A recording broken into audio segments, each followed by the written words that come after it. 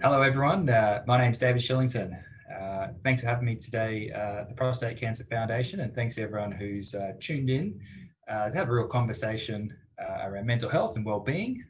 I hope you have a bit of fun. You guys get something out of it.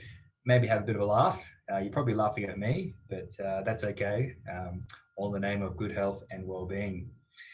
So to introduce myself, I'm the CEO of Wellbeing Code. We're a company that looks to really reframe conversations around mental health and well-being, to normalize those conversations, destigmatize mental health difficulties, and to really encourage people to take ownership of their health in a really simple, practical, fun way. So that's what Wellbeing Code is. I think it's important to mention, my background. If there's any sporting fans that have tuned in today, particularly in the NRL as well. I was lucky enough to play in the NRL for 12 years. So I played for the Sydney Roosters, the Canberra Raiders, and the Gold Coast Titans. Sometimes when I go to presentations, live ones, I try and get a show of hands of who's a Roosters fan, who's a Raiders fan, and have a talk about that. But on the occasion, there's no Roosters or Raiders fans in the audience, believe it or not. So maybe it's because I deliver in Queensland a lot and they don't like the southern teams as much. If it was the Broncos, that could be a different story. But luckily, I also played for the Queensland Maroons and for Australia as well. So I assume there's a few of those types of fans on here.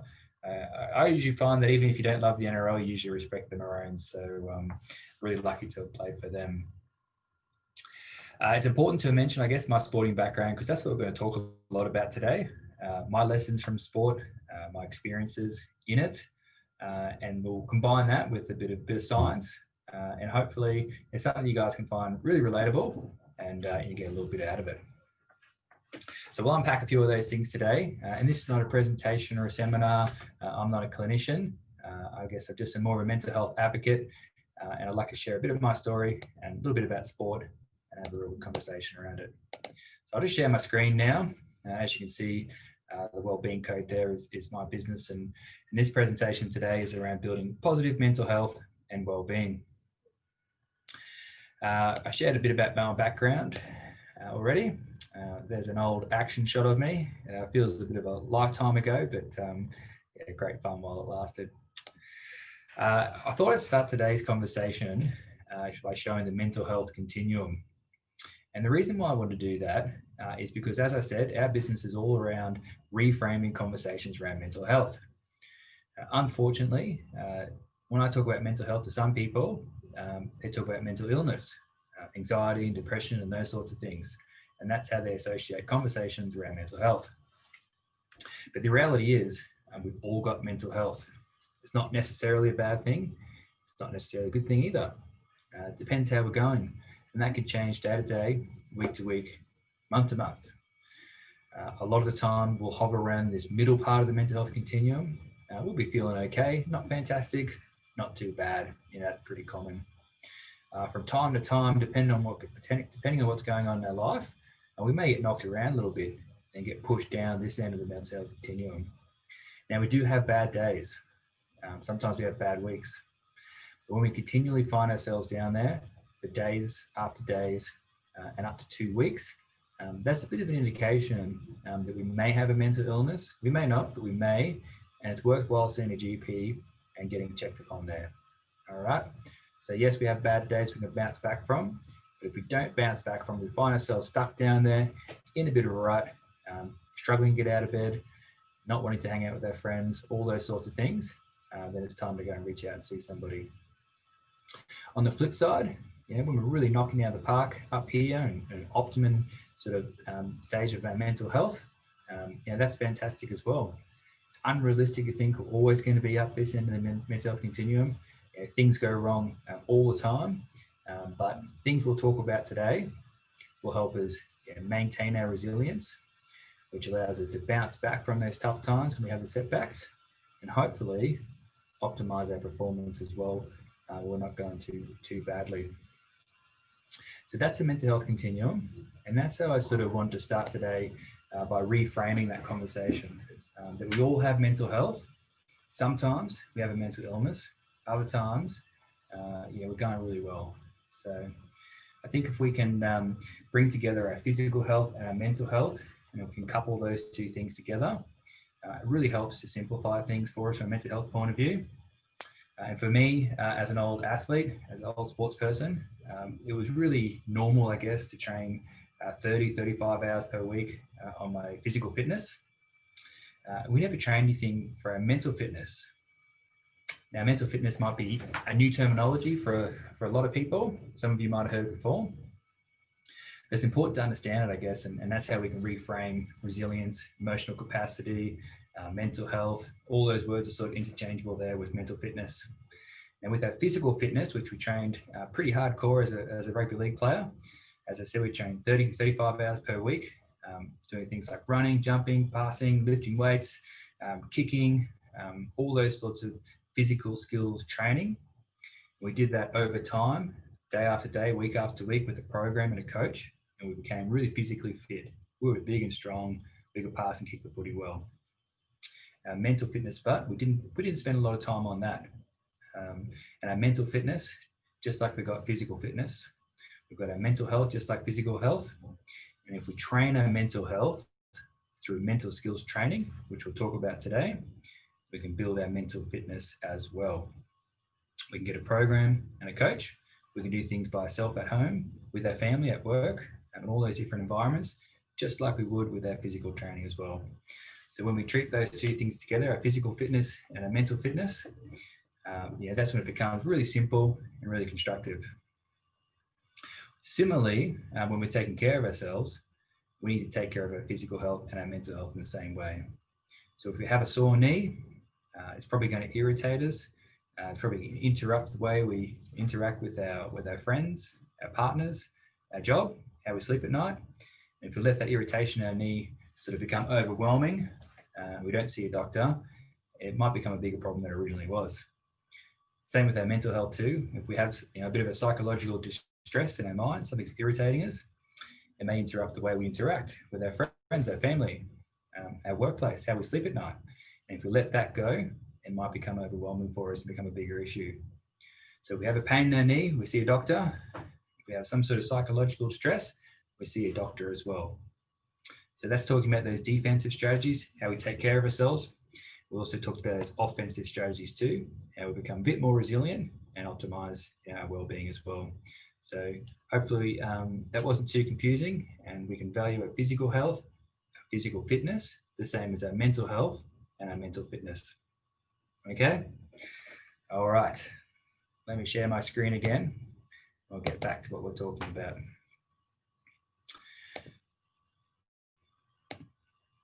Now, the impact of cancer on mental health and well-being is often described with prostate cancer diagnosed people as a bit of a roller coaster ride from day to day and week to week. You have your ups and you have your downs, and sometimes things go a little bit fast and a little bit scary, and it feels a little bit out of control for you. So I'll let it know if that resonates with a lot of you listening today. But that's what we've found in our research, that is how a lot of people who've been diagnosed with prostate cancer think of it, how they feel. And when I was invited by the Prostate Cancer Foundation to do a presentation today, it really resonated with me on a personal level. I was really excited to do it because within my family, we've got a significant history, unfortunately, of prostate cancer diagnosis. My grandfather, he had it. My uncle, he had it. And my dad recently had a scare as well. So I'm one of 4 boys in my family, and it seems inevitable that myself or one of my brothers will be affected by it directly as well. But indirectly, we've all been affected in different ways. We've all been on that roller coaster, I guess, with my dad, with my uncle, with my grandfather. And I understand, how that can feel from what I witnessed with them and how I've had to support them. Also, on a personal level, as an NRL player, it's really natural for me to get a lot of injuries. And it wasn't like Cameron Smith, where he doesn't seem to get injured. He never seems to break. He's played over 400 NRL games and he's still going strong. Myself, I had 10 rounds of surgery. So, I had a lot of ups and downs physically, emotionally with my career. And particularly in my last year of playing, which was 2017 at the Gold Coast Titans, I had an undiagnosed injury. Hurt my shoulder really badly in a game, trying to tackle the big prop from the Roosters, Joe Hargraves. I flew out of line at him. He raised his elbow at me, and I busted my shoulder in the process. And when I went for a scan, nothing really showed up. They did the wrong type of scan in my tendon there. They should have done a different one. And so the doctor and the coach didn't think there was anything wrong with me, essentially. They thought I just had bad bruising around there. And they asked me to keep training, keep playing. But I knew deep down inside there was something wrong with me. I'd done that injury before. So I was pretty familiar with how it felt, the pain and the weakness. And although I argued with them, I still felt really, I guess, judged and a bit under pressure to perform and do my job, regardless of my injury. And I did try to do that. I kept trying to play, kept trying to train, but all that did was made the injury worse. And it was a pretty emotional time, pretty mentally draining sort of time. A few weeks later, they ended up sending me for a different set of scans, which showed up the full extent of the injury, and ended up having a fractured clavicle, a torn pectoral muscle, and a massive cyst on my bicep head. So it's a pretty significant injury, and explained a lot of where the pain was coming from at the time when I was trying to tackle. It was tough. I kind of felt, disappointed, obviously, that I had to go for surgery and I was going to miss more games. But it's kind of nice to be validated as well, that I wasn't sort of faking it or being a bit soft, as you might think. So 14 weeks later, after I first got injured, I finally got back on the paddock, but I just couldn't perform the same way as I used to. Unfortunately, I had to retire after that and start my new career, my new life, I guess, which I'm thankful for a lot of things, but I was also disappointed that I couldn't keep doing what I loved doing and playing football. So I guess along the way there, I felt really vulnerable, really uncertain about my future. From a bloke's point of view, from a man's point of view, I was a husband and a father as well. And I felt, responsible to provide for my family. So there's a lot of uncertainty, a lot of anxiety about what I was going to do next, how I was going to support my family. So being injured, feeling a bit useless, a bit helpless, it didn't sit right with me, and it wasn't a great time in my life. But thankfully, I worked through that tough time. I had a lot of support, and I'll talk about that a little bit later. But I just want to talk about, how prostate cancer resonates with me and my family. Injuries resonates with me personally, and how it made me feel, as a big, strong person, how it affected me emotionally. And I think those thoughts are normal, and I just wanted to share that story with you along the way today. So if I flick back to my presentation, we're going to look through when you get the initial diagnosis there of prostate cancer, I guess some of the things you might think, some of the things you might feel, the ways you might behave that might affect you physically, some of those body sensations as well. So we won't get too technical today from a clinical point of view, but just wanted to have a talk about how those things might feel, how might they present you, and so you can be a little bit more aware of it. And at the end, which I'm really excited about, we'll talk about some positive psychology activities, some helpful strategies, to help you manage what you're going through, and hopefully bounce back stronger on the other side. So if we look at the first one, our thoughts, I think it's important that we think about acceptance, of what's going on with our life and how we feel. Those things are normal, to feel that way. But also, if we can practice a bit of gratitude and understand that whilst we're having a lot of negative thoughts and getting a lot of bad news from time to time, there is a big picture there of other great things going on in our life, and that'll look differently for everybody. We're all in different stages of our life, with families, with friendship circles, with career options. So it's going to look very different for everybody. And we can think of managing those thoughts, the negative ones and the positive ones, sometimes as a bit of a highway, We think of a highway as cars, motorbikes, trucks, all flying along, thousands and thousands of them every single day. The cars might be neutral thoughts, motorbikes might be positive thoughts, and the trucks might be the negative ones. The negative ones being quite noisy, quite destructive, quite intrusive, as trucks would be on a highway. You can hear them coming from a mile away when they toot their horn. You almost want to pull over in your car, gives you a bit of a fright. So they can be the negative thoughts. And sometimes the motorbikes, being the positive ones, I think sometimes we let them go too easily. Sometimes they don't feel significant enough.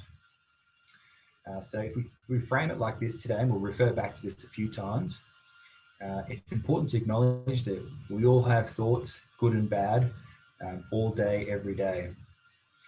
We need to let those thoughts come and go and pass us by, just like they do cars on a highway. We're going to try not to let those negative thoughts feel like the big trucks passing by. We're going to try and not let the positive thoughts feel like the motorbikes too. And so one way we can do that is by practicing gratitude. And I say very craftily, put some gratitude in your attitude. So when we're practicing gratitude, we're trying to think of those, acknowledge those little things we've got going on in our life. And as I said, we're all in different phases of our lives, different stages. So sometimes it can be hard to think of those little things. It might be as small as a nice coffee we appreciate in the morning. It could be a home-cooked meal at night, a roof over our head, some positive news from the doctor. Whether it's little, whether it's big, it's important to acknowledge those things. And that's called practicing gratitude.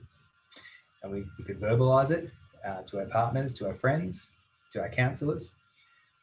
We could write it down, we could journal, do those sorts of things.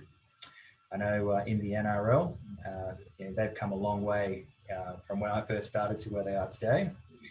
And most players and most teams have a gratitude journal in their locker. When they get to training, they've got their own private locker. They sit down, they grab the gratitude journal out, and they write down entries for the day. There might be 3 things they're grateful for that day, 1 thing they're looking forward to that day, a nice thing that happened to them yesterday, 1 thing they're thankful for. So whether it's 1, 2, or 3 things about today, tomorrow, yesterday, it's important to acknowledge that, right? And not just in your mind, also with your friendship circles or writing it down. And the more we can practice writing it down and talking about it, it slowly shifts our mindset into a more positive one. Because as I said, our negative thoughts, they can come all day long, like traffic on the highway. It's important not to hold on to them, and it's important to balance them out with the positive thoughts as well. And that's what practicing gratitude is about. And the science tells us that over time, over days and weeks, as we practice gratitude, we will start replacing, rebalancing those negative thoughts with positive thoughts. So for those of you, I guess, who want a practical action out of today, this is one of the simplest things we can do, and I recommend. I would describe myself as absolutely obsessed with gratitude, personally. I love practicing it at home with my wife, with my kids, and on my own as well. It's had a profound effect on my life personally. I learned it, I guess, playing in the NRL, and it's something I took home to my home life as well. So if any of you guys have got phones there, some smartphones, or you can set a reminder there, or you might want to put it on your calendar if you don't use a smartphone or anything like that. Use it on a calendar on the fridge. You can open a blank note, go to a date on your calendar. You can just write down 3 things you're grateful for today. If you can't think of 3 things, that's okay. There's no pressure to do that. You might have 1 thing. Just take a moment, I guess, to think how that makes you feel. It might be a while since you've thought of something positive. Might be the first time you thought of something positive today, maybe for weeks or months even. Set a reminder in your phone if you can. Maybe it's your daily alarm that goes off. Put on the calendar, gratitude practice, put it in your daily routine, and make it a normal part of your life. So these are one of those physical skills that builds a physical. These are one of those mental skills that builds our mental fitness. So just like those physical skills, running, jumping, passing, that we commit to and build over time for our physical fitness, it's the same for these mental skills and our mental fitness. Okay, so grab some gratitude in your attitude on a daily practice, a few things you're grateful for, and over time, over days and weeks, you'll see a real shift in your mindset. Might take a bit longer for others if we're really struggling, but have a go and see how you like it. Feel free to do it with your partner, your kids, and your friends as well. So that's our thoughts, about accepting that we have negative thoughts. We also have positive thoughts. And through practicing gratitude, we can enhance those positive thoughts and our positive mindset. We also will experience different feelings around self-compassion. So it's important to understand how to label those feelings and how to express those. Now, self-compassion, if you're a classical old bloke, like I've been from time to time, certainly how my dad is, and a lot of my mates are as well. Self-compassion might be a bit of a foreign word for you, but please stick with me and don't reject it. And all self-compassion is really just a check-in with yourself about how you're doing in terms of your mood, energy, and your pain levels. So it's just a self-check-in and understanding, how am I doing today? How am I feeling? How am I going? And I guess with this, it's really normal and natural for us, especially us men, to be a bit hard on ourselves, to be a bit, self-judging, things we can't do anymore, the things we wish we could do better, the things we feel that other people are talking about us, judging us, all those sorts of things that I know I felt when I was injured playing in the NRL. All those things I've felt, they're normal. They're normal when we're injured like this, when we're suffering trauma like this. So I guess I posed to you the question, what would you say to a friend feeling this way or going through this experience? If they've been diagnosed with prostate cancer or they've had another trauma in their life, physical or mentally, what would you say to them about being so hard on themselves? Okay, showing a little bit of self-compassion and displaying a bit of self-care, which we'll talk about later as well. The other point we had there was labeling and expressing. Also, as men, I'll say that a few times today, we do have a tendency to bottle up our feelings. I know I'm definitely guilty of that from time to time. My wife knows that if I've got a few stresses in my life, a few things I guess I'm worried about, annoyed at even, or just too much on my plate, I'll go a bit quiet. All right. Even if we talk about this sort of stuff all day long, like I do, we're all human beings. We're not perfect. So we do these things from time to time. But you know what? It shouldn't surprise us anymore. But when we do talk about these things, when we do get it off our chest, and that could be talking to our partner, our kids, our mates, our counsellors, when we get that stuff off our chest, oh gosh, do we feel better? Feels like a weight lifted off our shoulders. I'll tell you a little story about myself and that experience a little bit later today as well. But it's just important to understand how you feel and to tell other people about it too. Now, I'm not suggesting that we all walk around whinging about our problems, having to cry about things, as you might say you feel like you're doing. I know that thought. It's more about being honest. Once again, as I said earlier, how would you want your friends to be if they were in this situation of suffering from a trauma or a diagnosis with prostate cancer? How would you want them to feel? Would you want them to talk to you? Would you want them to open up to you? Yeah, I think you would. I certainly would. So let's take that advice for ourselves, get on the front foot, and just have a normal conversation about it.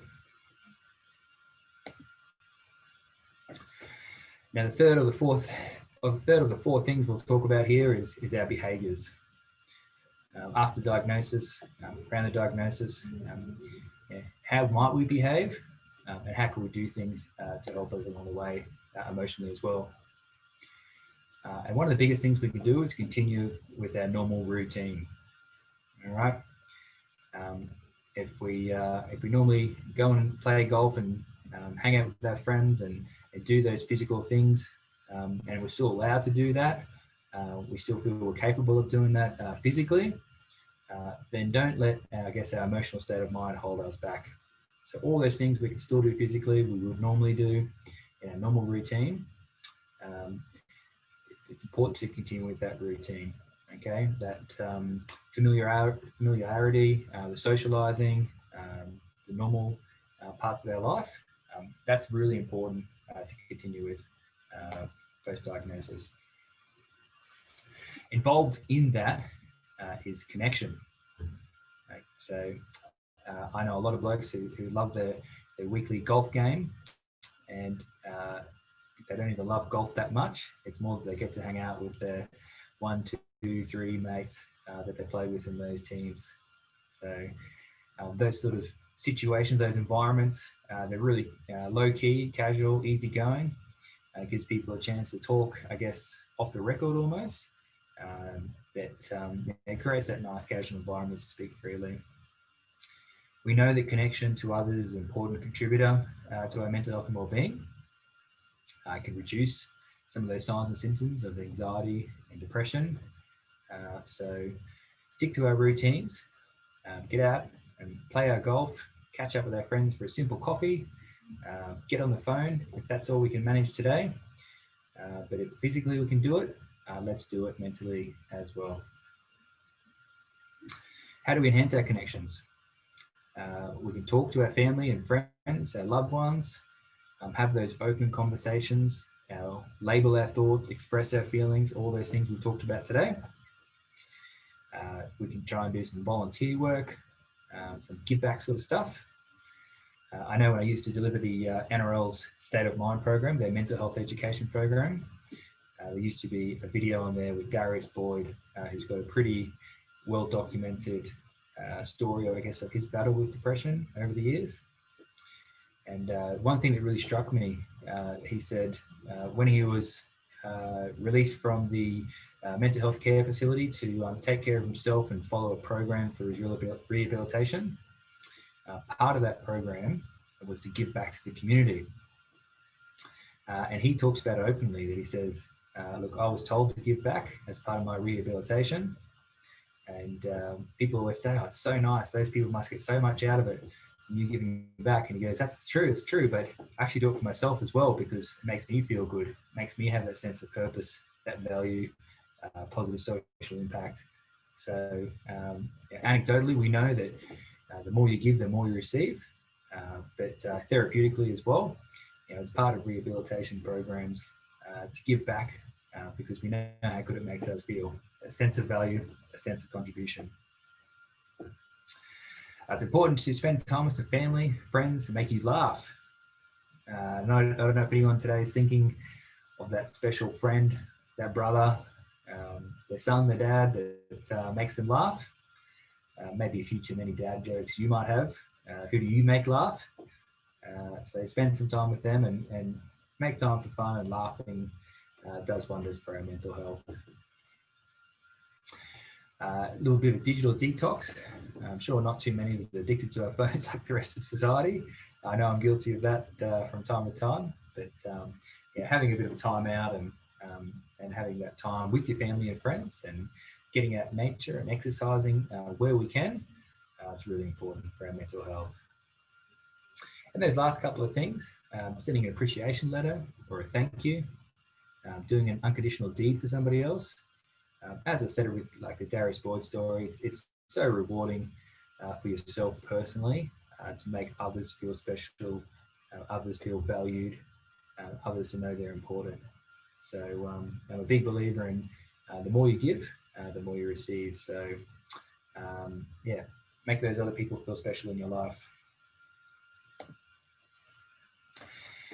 And our last of these 4 actions here that we might feel post-diagnosis are those body sensations too, around pain management, changes in our body.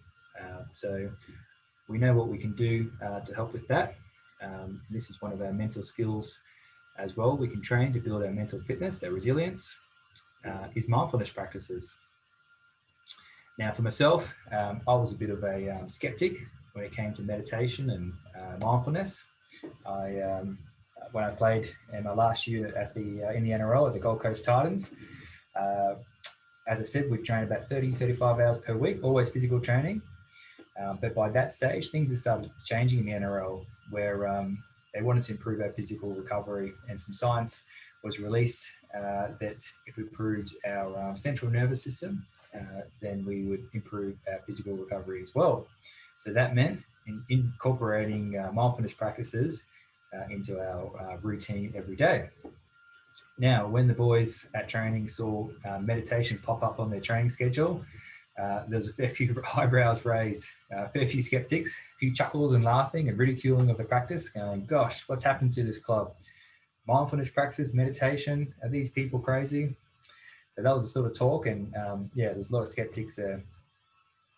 And so after training on the first day that it was in our schedule, we did our 2 to 3 hour field session, as you do.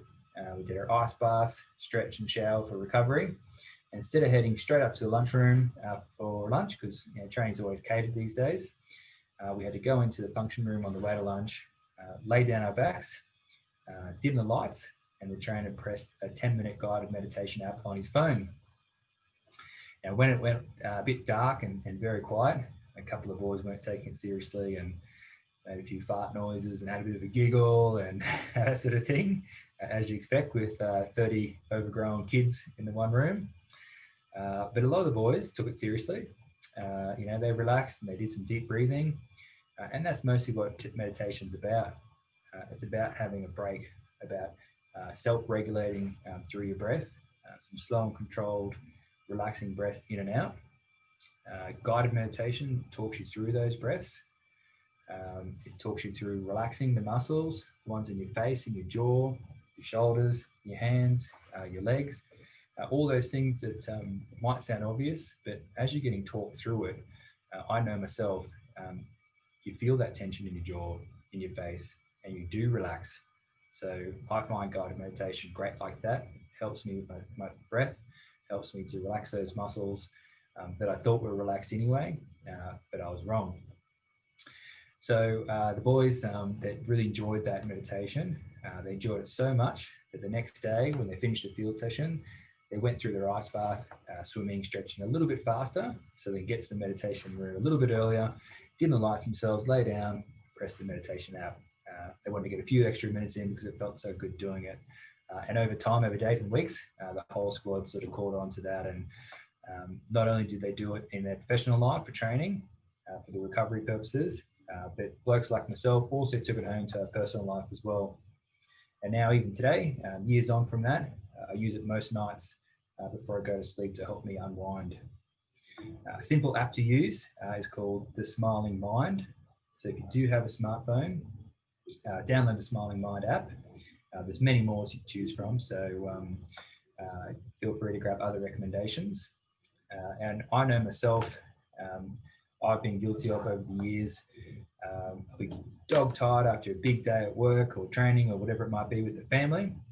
I can't wait to put my head on the pillow and go to sleep. But as I do close my eyes, for some reason, my brain seems to activate and all these thoughts start racing through my mind, replaying events of the day, thinking about stuff that's going to happen tomorrow. And for someone who was so tired, I just had this overactive mind. So for me, I found that meditation through deep breathing, winding down like that, really helped me get off to sleep quicker and have a better night's sleep. So that was my experience after being such a skeptic with mindfulness meditations. That was my experience. That was the NRL playing squad experience. So for those who are listening today and think, look, it's just not for me, please give it a go, and you might find that you like it as well. A very, very powerful way to reduce stress, to reduce anxiety, depression, and general worries that's normal to feel. This is a great way to reduce those things. So, and lastly, about pain management as well.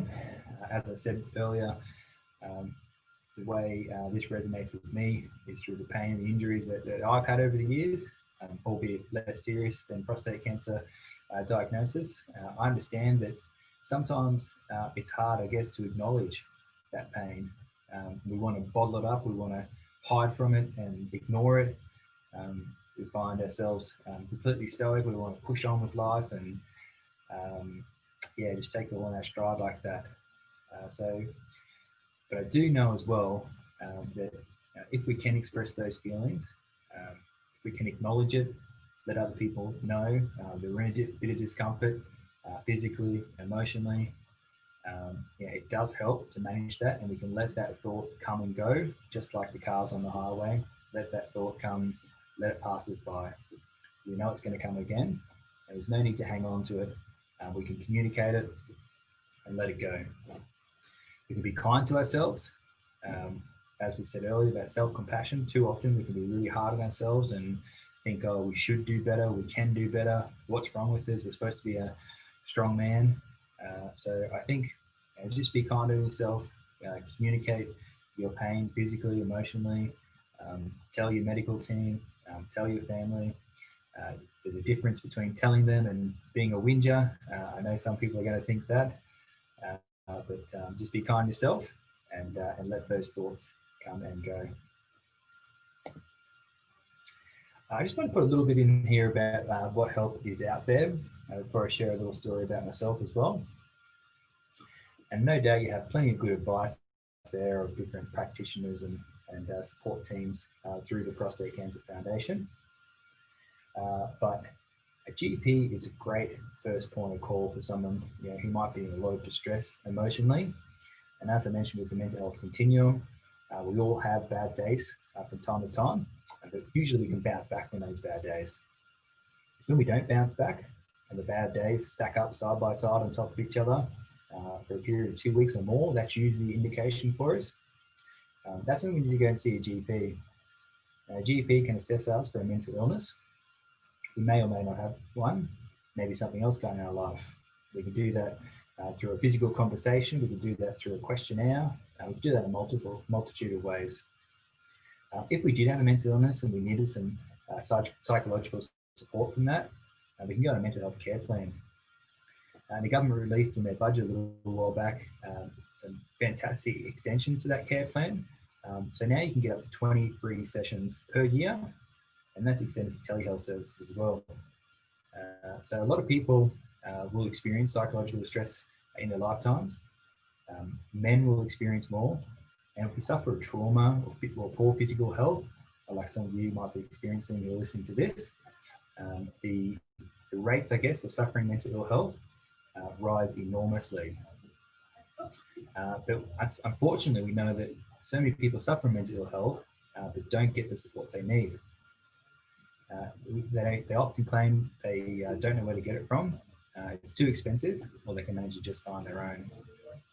But we know that if we can go to GP, that's where we can get assessed. And if we do get diagnosed with mental illness, we can get free and inexpensive sometimes care, and up to 20 sessions per year, including telehealth. So really good level of support out there. Thank you to our government, and it's really accessible for all of us, really, particularly with telehealth. A couple of little things on there I put on. We do have families as well, kids helpline, and we all have headspaces and EAP providers in our workplace. So whether it's support for us or for our family, there's a huge range of help out there. Before we move to the next slide, I just wanted to quickly share around help-seeking behaviours and I guess my personal story that ties into why I wanted to present today to the Prostate Cancer Foundation members. And when I played in the NRL, when I was a young NRL player, this was back in 2007, I started probably struggling with the scrutiny of the game, constantly getting critiqued, I guess, by your coaches, your teammates, the media, the fans, the family, your friends, that constant pressure to perform every week. They film every single training session, obviously every game's on TV, and if you miss a tackle or drop a ball, those things get pulled apart and you get reminded of it all day, every day. So I think I really struggled with that performance a lot, and I probably just swept it under the rug, I guess, emotionally for quite some time. And months and months went by, and I went to 2008 season and my career getting a bit more serious, I guess, and I found myself withdrawn, I guess, from the group. When I go to training, I wouldn't be having a laugh with the boys as much. Wouldn't go for a coffee and socialise after. So all those things we've been talking about today, I was finding myself withdrawing from the group. I didn't really feel like hanging out with everyone because of the things, I was feeling, I guess, in my personal life. And I was really thankful that my coach at the time pulled me aside after training in a real friendly, sort of supportive way. But even though it was friendly and supportive, I still felt a little bit embarrassed. And he asked me, he said, "Shillo, Dave, how's everything going, mate? You all good?" And I said, "Yeah, oh, yeah, fine, mate, good as gold." As we all do when we get asked that question, no matter what's going on in life, we usually say we're fine. But he kept pressing, thankfully, and he said, "I've noticed you haven't been yourself. You've been sort of a bit withdrawn from the group and not having a laugh with the boys." And that's okay. A lot of players struggle in their early years in the NRL, those ups and downs. Have you thought about seeing a counsellor just to have a talk about it? I thought, a counsellor? I'm 115 kilos, 6'5", front row for the Roosters. My coach wants me to run over people as a job, and now he's telling me I should talk about my emotions. I thought, I'll be right. Thanks very much, mate. And he said, no, well, you don't have to use a counsellor just because you're struggling. It's not necessarily a bad thing. You can use it for your performance as well. I like to use them to get things off my chest so they don't become overwhelming. There's little problems. If you let them go, they become bigger problems. I thought, you know what, that's actually sounds pretty good. If it's good enough for you, it's good enough for me as well. So I went and saw his, So I went and saw his counsellor, Angus, and Angus lives around the corner from training. We trained in Moore Park, just next to Sydney Football Stadium, and Angus lived in Centennial Park. So he invited me into his home and welcomed me in there, and I sat down on the couch, as you do sometimes in these situations, and he said, "Dave, what brings you here today, mate? How's things going?" And I was very defiant. I said, "Oh, great, thanks, Angus. Fantastic. Going really good." And I think that's just human nature for us blokes, us human beings, to do that. And he chuckled at me and he said, "Well, you probably wouldn't have come here today, mate, if everything's fantastic." And Angus, he got me talking. And what I didn't realize, I guess, was he's trained to have these sort of difficult conversations. He's seen people in much worse states than I was in. And he knew how to make me feel comfortable, warm, friendly, open, free to speak, I guess, without fear of judgment. And he got me talking, and he got me talking a bit more and a bit more. And after about an hour, I just hadn't stopped talking and hadn't taken a breath. And he was tapping on his watch going, "Dave, it's been an hour, mate. You got to go." And I said, wait, Angus, I got more to say. So I just felt so good, I guess, getting these things off my chest. I'd been turning things over in my head over and over for days, weeks, months, without much solution, without much progress. I think that happens to a lot of us when we don't talk about what's going on. But as soon as Angus, I guess, made me feel comfortable and open to speak freely, it just felt really good to get things off my chest. He didn't have to jump down my throat with all coping strategies or solutions. He just had to sit there and listen, really, and just to hear me out. All those things, I just couldn't make sense of in my head. As I started talking, all the words just sort of fell into place, and it made sense, and I felt better. I remember walking out of there just feeling like a weight lifted off my shoulders. I felt freer. When I was training, I just felt lighter on my feet. I went back and saw him a number of times, and professionally, my career, I got rewarded enormously. The next year, I got to play for the Maroons and for Australia. I was much happier off the field. And, it's no coincidence that I made that investment in my mental health. They got such rewards personally and professionally as well. So I'll always be thankful, I guess, of my coach at the time, telling me that he's noticed I wasn't my usual self, and that's okay, and there's plenty of support available. Always be thankful that he said that to me. I'll always be thankful to Angus, make him feel comfortable and open to speak freely, I guess. Be thankful for myself too, for letting my guard down. And I know some people listening today, they might not think counselling's for them. If they've got a lot on their mind, they might just think, I'm just going to push through this and charge through this. But as we said earlier with our physical health, if we let that knee pain go and we ignore it, it can build up and be a bigger problem. It's going to interrupt the way we interact with each other, the way we work, the way we sleep. So we need to see a doctor when we've got that knee pain. It's the same, we've got some things on our mind too that we need sorting out. There's plenty of help available. As we said, we can go and see a GP and we get free access to counselling, psychological support services.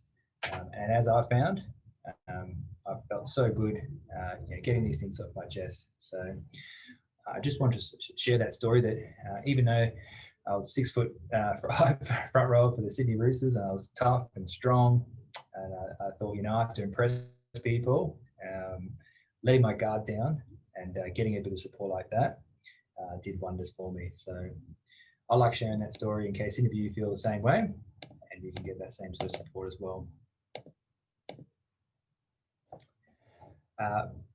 Post seeing that counsellor, I probably learned a lot about self-care myself as well. And this ties into that self-compassion that we talked about earlier. Some of us might be thinking, what is self-care? Is it really necessary? It sounds like I could just push on with this and be tougher and stronger every day and not worry about self-care. But, physically, if we try to run around all day, we try to lift weights all day, shift furniture all day, after hours, days, we're going to collapse in a sweaty, exhausted mess. We're probably going to injure ourselves, make things worse. We need to take a break. We need to deliberately do things to recover and reset, give ourselves a break from that physical activity. Same emotionally as well. The same goes emotionally. So if we're constantly thinking all day, we're stressed, we're worried, we're holding on to those negative thoughts, as I said earlier, that's going to wear us out.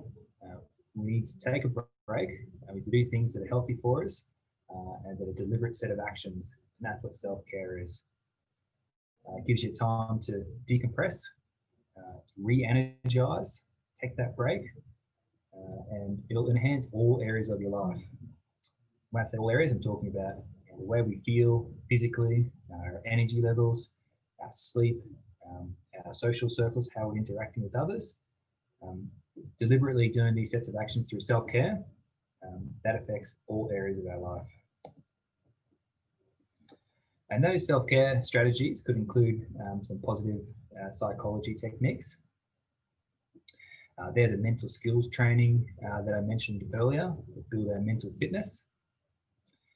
Some of those positive psychology techniques that you can use include things like mindfulness practices. So the Smiling Mind app, or there's many others as well you could use. Just taking a bit of a time out from those thoughts, from that stressing, from the anxiety, from the worrying, just taking a bit of time out through breathing and relaxing our muscles. It can do wonders for us with our sleep and the way we socialize. Doing unconditional good deeds for other people. There's no such thing as purely doing it for other people's benefit. We get a lot in reward emotionally as well when we do nice things for other people. That could be saying thank you for different things they've done for you in their life. It could be treating them to something nice because they deserve it. It could be a nice compliment for something small or for something big as well. You know how you feel when you get those compliments, when someone does something nice for you, makes you feel special, makes you feel valued. So let's do it for them as well, and you get rewarded yourself in a somewhat selfish way, you might think, in how it makes you feel in return. Goal setting. Goal setting is a really big part of a sports person's life. For myself, sometimes it was just getting through a fitness session. If we had an incredible fitness day, especially when my coach was Ricky Stewart, he was renowned for being somebody who valued the physical fitness of his players, and he used to give us a good old-fashioned flogging most days at training, whether we played well, trained well, or played bad, trained bad. If we played bad, he'd give us a flogging, I guess, as punishment, and if we played well, he'd give us another flogging just to keep us on our toes. So goal setting included just getting through the day. Sometimes it might be getting back on our feet after a setback, and it might be a huge array of different types of goals, small, large, depending on where we are in our life today. Getting out into nature, whether it's going for a walk in the morning, sitting down the park for a while, getting out of the house, those sorts of things. If you're lucky enough to live near the beach or near a good park, utilize that, get some sunshine responsibly, listen to the birds, check out the scenery, take that break from what your lounge room might look like, what your kitchen, your bedroom might look like, or the office as well, of course. Gratitude journaling, we talked about that earlier. I'm very, very much obsessed with it. I could talk about it all day long, but I know you don't have all day. So positive affirmations are fairly similar to gratitude journaling, where we reinforce some of the good things we've got going in our life, what we're capable of, where we're heading in life. So it ties in really well with goal setting, gratitude journaling, those sorts of things. Also tying into that is reflection, acknowledging some of the events of our past, the good and the bad ones, people who've been of influence to you in a really positive way, the opportunities you had through work, friendship circles, all those sorts of things. It's a really nice thing to do is reflection. And lastly is the meditation apps too. So that ties in nicely with the mindfulness. With mindfulness, it could be listening to music, going for a walk. It could be through those meditation apps as well. So that's the end of the formal part of the presentation. As I said earlier, it's a very relaxed sort of presentation, very informal. I think you have my contact details there, or you can get in contact with me through the Prostate Cancer Foundation if you'd love to discuss anything more. I'd really like that too. So we talked about a fair few things today, of things you might feel, the way you might behave, the way you might act, I guess, with prostate cancer diagnosis. It resonates with me a lot, as I said, through my extended family's experience with prostate cancer and my personal experience getting injured in the NRL. I know that you feel a certain sense of vulnerability, uncertainty, maybe you can't see your value or contribution to society at the moment, as a man, as a husband, as a dad, as a son, maybe. So I definitely understand that feeling of judgment as well sometimes from other people. But I also know there's a huge amount of support out there for you. And that support could be through your friendship circles. It could be professional support as well. So we talked about the importance of getting out and maintaining your routine, talking to your friends, your family, putting labels on thoughts and feelings, being open about that. There's a difference between being a whinger and being an open person. I know that, I guess, hesitation, so I thought it's best to say it like that.